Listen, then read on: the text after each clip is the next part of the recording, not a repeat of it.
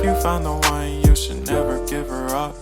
I think it's the way life changes when in love, yeah. I surround. Sean P. Diddy Combs, célèbre producteur et entrepreneur américain, est actuellement au centre d'un vaste scandale judiciaire qui a secoué l'industrie du divertissement. Bien que certaines personnes affirment qu'il serait libre, la réalité est bien plus complexe et mérite une explication approfondie.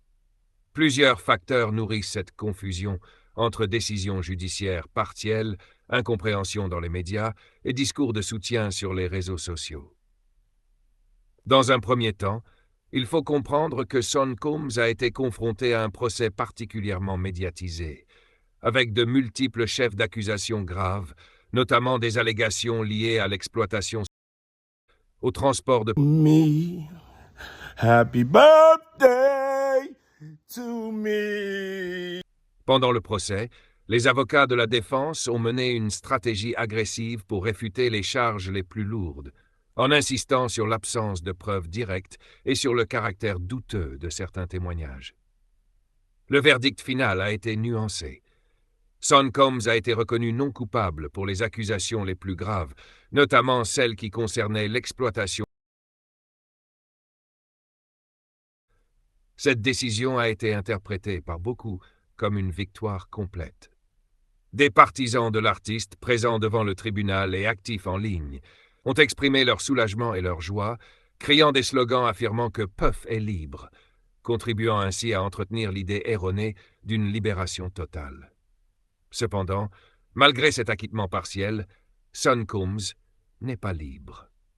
Le jury l'a tout de même déclaré coupable de certaines infractions moins médiatisées, mais toujours sérieuses, notamment des faits liés au transport de personnes dans le but de faciliter des activités de prostitution. Ce type d'infraction est considéré comme grave par la justice fédérale américaine et peut entraîner une peine de détention conséquente. Cela signifie que, malgré l'acquittement sur certains chefs d'accusation, il demeure en détention provisoire en attendant sa sentence officielle. Il convient également de préciser que ses avocats ont tenté d'obtenir sa libération sous caution dans les jours qui ont suivi le verdict. Ils ont proposé des garanties fortes, notamment la remise de ses documents de voyage, l'engagement de résider à une adresse fixe et la promesse de ne pas interagir avec certaines personnes liées au dossier. Toutefois, la juge en charge du dossier a refusé cette demande, estimant que Sean Combs représentait un risque pour la sécurité publique.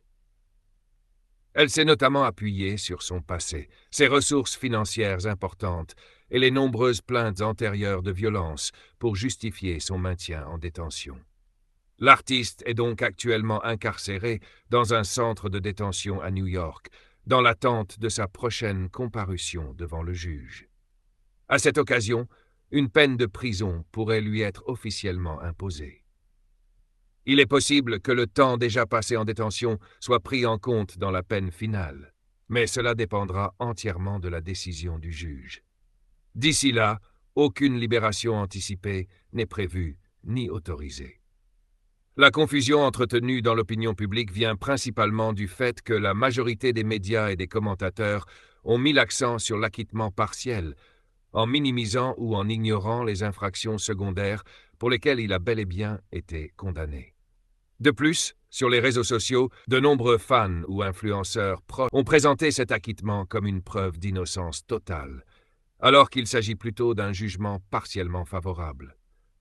Par ailleurs, certaines célébrités du milieu du hip-hop très solidaires de Sean Combs ont publié des messages le félicitant pour son courage et saluant le travail de ses avocats, ce qui a renforcé l'image d'une victoire complète. Or, sur le plan strictement juridique, cette victoire reste incomplète, puisque l'intéressé est toujours enfermé et n'a pas encore été condamné ou libéré définitivement. Enfin, il faut rappeler que l'opinion publique a souvent du mal à faire la distinction entre différents types de verdicts. Être acquitté sur certains chefs d'accusation ne signifie pas forcément être innocent de tous les faits reprochés. Dans le cas de Sean Combs, la justice a clairement reconnu qu'il avait commis certains délits, même si elle a considéré qu'il n'y avait pas suffisamment de preuves pour l'incriminer sur les chefs les plus lourds. En résumé, Sean Combs est encore aujourd'hui incarcéré dans un établissement fédéral, en attendant sa sentence qui déterminera la durée de sa détention.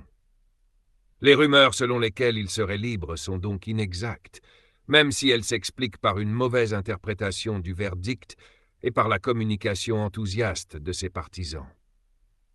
Il faudra attendre la prochaine décision judiciaire pour savoir s'il pourra bénéficier d'une libération anticipée ou s'il purgera une peine plus longue.